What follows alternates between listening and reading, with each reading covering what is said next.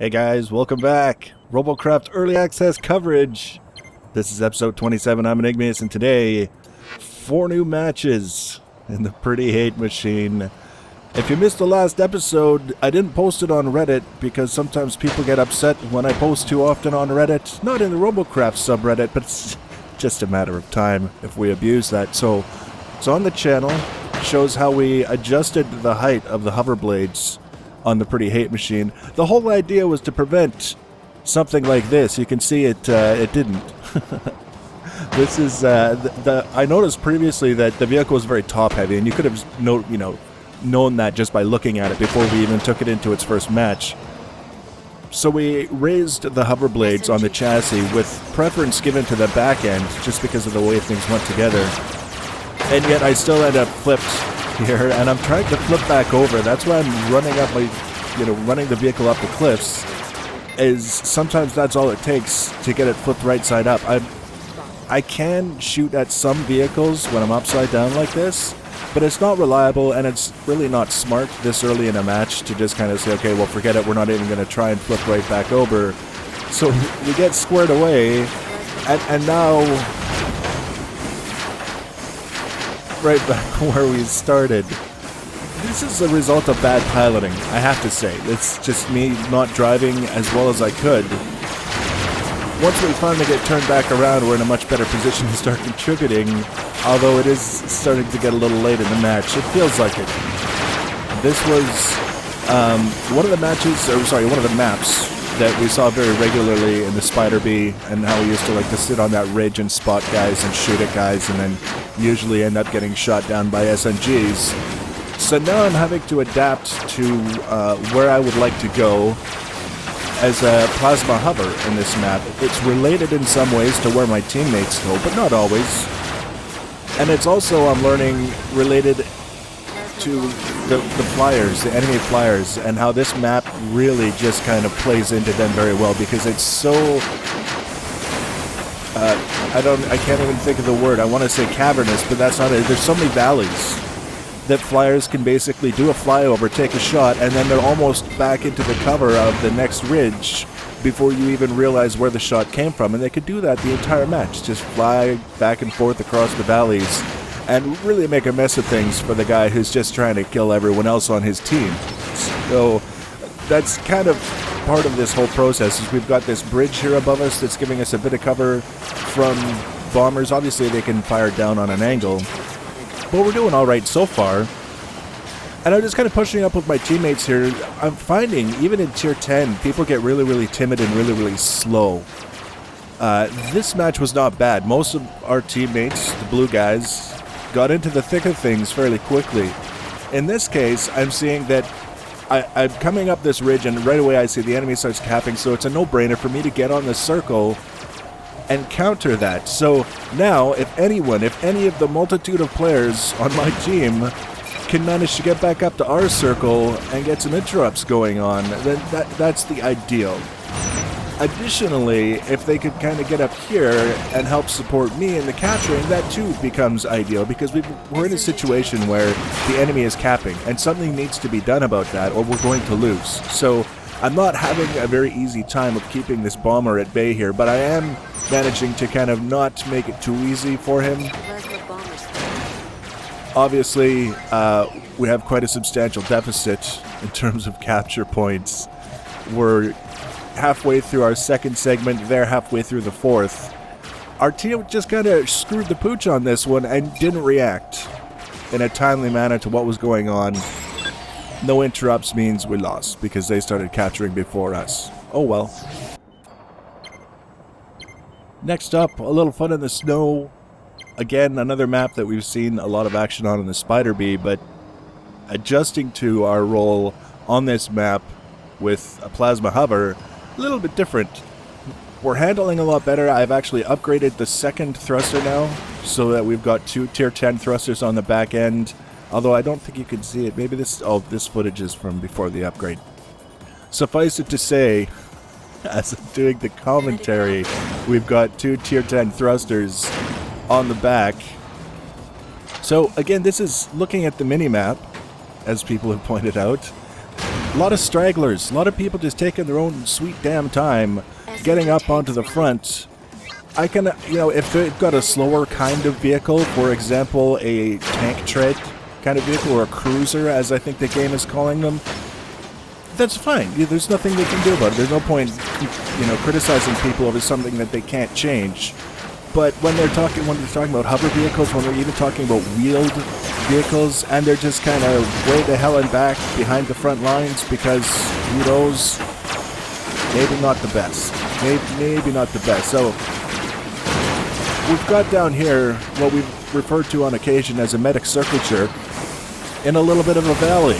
Which is, if you're going to have a medic circle jerk, have it in a valley. For Christ's sake, why not? You're 90% screwed already, you might as well finish the job. This point is basically like shooting fish in a barrel, and the only thing that's protecting them right now is that ridge leading down into the valley that's giving them a little bit of cover.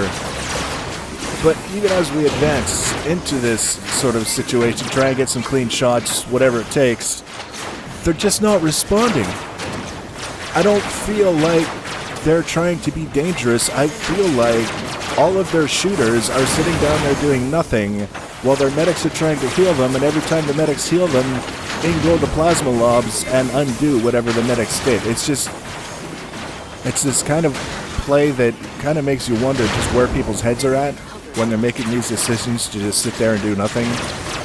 It's not just because they're getting healed. I made a post on Reddit the other day, a cautionary post for medics to be mindful of where they position themselves relative to the bots that they're healing, because I actually had a very, very frustrating match in the same tunnel that I just came out of on this map, actually, where I was getting blasted by 3 different enemy plasma vehicles while simultaneously unable to see through the medic that kept hovering back and forth right behind my vehicle at its maximum hover height, and the 2 vehicles to either side of me that were also trying to heal me who had blocked me in. I couldn't move to either side, and I couldn't move back, and I just had to sit there and take it, and I couldn't even see what was going on between the bots blocking my view and the energy pulses around my vehicle. It was just very, very obnoxious, and you can see, here's another example where medics didn't bring this huge benefit to the game that comes just by virtue of the fact that they show up to matches now with nano disruptors. The medics have to do their job as well as anyone else, or they're as much of a liability as anyone else, and perhaps more so because they just get in the damn way. These guys, it was a poor showing on the enemy team side. That's the only way we can describe it. They weren't really taking part in the combat. They were just sitting in a valley, soaking hits, and waiting to get healed. Sometimes you wonder just what would happen if these people actually ever hit 100%, and we know what would happen is they would extend until they took another shot, and then they would be back waiting to get healed again. It's the relentless cycle. You think that maybe you wouldn't see it in Tier 10, but Tier 10 is...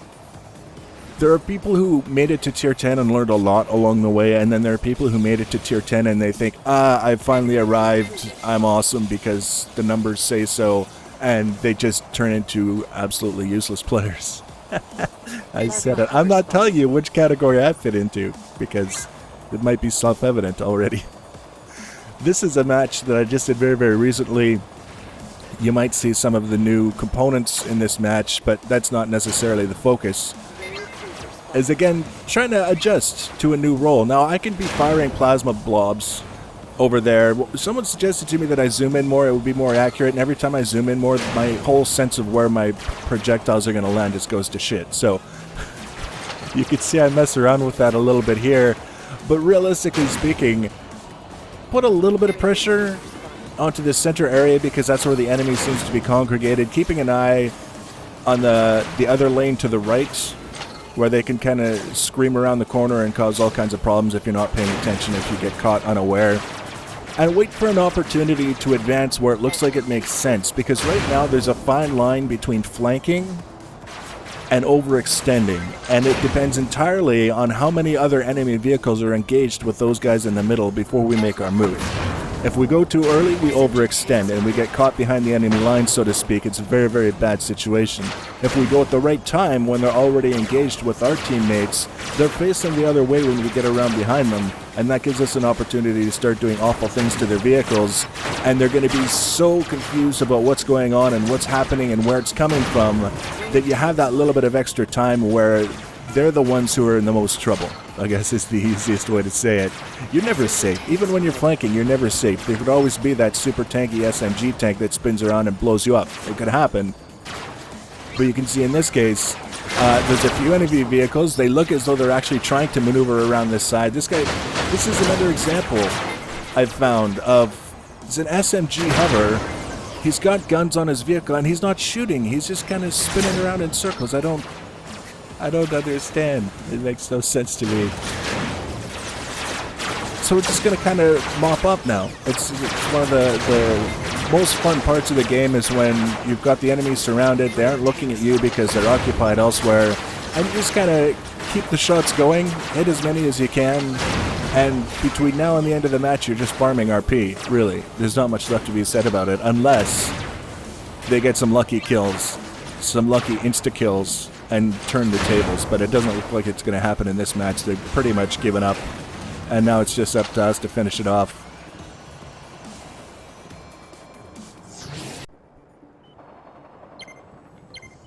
And lastly, I saved this match specifically for last because, as I mentioned in the last episode, patch just came out. One of the many things included in that patch was the hero bonus, so that now if you're in a match and you do a bunch of things and then you're destroyed and you leave the match and the team wins after you leave, or even if you stay in the match and watch the whole thing, you get a hero bonus so that you're not basically penalized for accomplishing certain things but getting destroyed. So if you make a good contribution to your team, you can expect to be rewarded in a manner that befits that contribution instead of penalized for being destroyed and treated as though that's the only thing you did the whole match was get destroyed.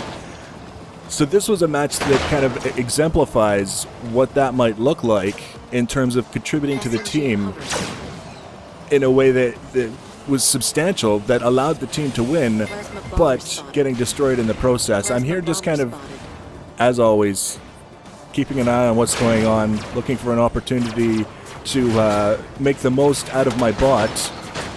See, there's the guy up top there, up on that ridge, and I'm the only one now in the back. Everyone else on my team has advanced, which means if that guy is looking for a target, he's looking at me. It's only a viable target, and he's got the advantage of the ridge. He can peek over when he's ready to fire, and then peek back when he's waiting for me to shoot back. So I'm getting the hell out of there. It's basically the long story short on that one. I'm not waiting around for that guy to have his way with me, even if it means I left that rear flank open. I don't care at this point because I've been burned so many times, holding back, trying to keep an eye on a flank. There's really no such thing as a viable defensive position unless you're able to coordinate very accurately with your teammates. So in other words, clan battles with voice chat enabled so that you can talk and explain what's going on. That's when it makes sense to have a defensive contingent somewhere on the map to keep the enemy from advancing where you don't want them to be. In random groups, taking on a defensive role is usually just taking on a losing role is what it boils down to, because it's much easier to find yourself in a disadvantaged position when you're sitting somewhere waiting for the enemy coming to you than it is when you're taking a proactive approach and preventing the enemy from advancing by going offensive. You know what I mean? So here's an example. Looking for an opportunity to make the best out of my bot. The enemy started capping. I've got a fast bot, so I'm going to move back here. Here's the thing that I couldn't do with the rail bot, which is basically interrupt people continuously and theoretically prevent them from capping for basically an unlimited amount of time. Now, obviously, I'm taking some pretty heavy damage in the process, and I can tell you, a little foreshadowing, it's not going to get any better, but as long as I've got one or two guns, and I can get damage onto that guy who's sitting on our circle, I can interrupt. And if I can interrupt, I can prevent them from capping, which means either our guys up the field can get onto their circle and start capping and possibly beat them. The other thing that could happen is we could have some guys come back and help me out and get rid of these guys off of our circle and either go on to cap or go on to kill the last of the enemy bots. So I'm here basically now a shell of a vehicle. I have one gun from the looks of things. It's very hard to tell at this point. No, I've got a couple guns. No, just one. Yeah, just one, and too late. Too late. But I held them off, you see. Had I not been there interrupting, they would have actually had enough time to cap. And because I managed to hold them off and prevent them from capping, my team will win. But I don't get a hero bonus. But this is before hero bonuses, so I don't get anything. And that's kind of where we left off here. Next episode will be match footage. More match footage from the Pretty Hate Machine. We're going to be farming up some RP and tech points and all these other things, getting ready to build a couple of new bots. Should be excellent. If you want to be notified when I add those videos, you can subscribe to my channel, of course, and or follow me on the social media. Links for that in the information section below the video. Please leave your comments and feedback. As always, thanks for watching, guys, and take care.